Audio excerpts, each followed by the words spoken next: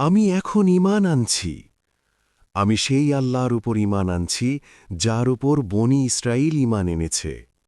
সমুদ্র তখন দুই ভাগে বিভক্ত হয়ে গিয়েছিল। বনি ইসরাঈল নিরাপদে পার হয়ে গেল, আর সেই একই পথে ফেরাউন তার সৈন্যবাহিনী নিয়ে ঢুকে পড়ল। হঠাৎ পানির দেওয়ালগুলো ভেঙে পড়ল।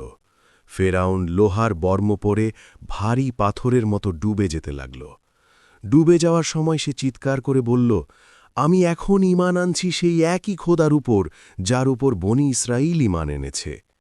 কিন্তু তখন অনেক দেরি হয়ে গেছে। জিব্রাইল আলাইহিসসালাম তার মুখ কাদায় ভরে দিলেন, যাতে এই মিথ্যা শেষ মুহূর্তের তওবা কবুল না হয়। কোরআন বলে, এখন কেন? তুমি তো সারা জীবন নাফরমানি করেছ, সারা জীবন বলেছ আমিই খোদা।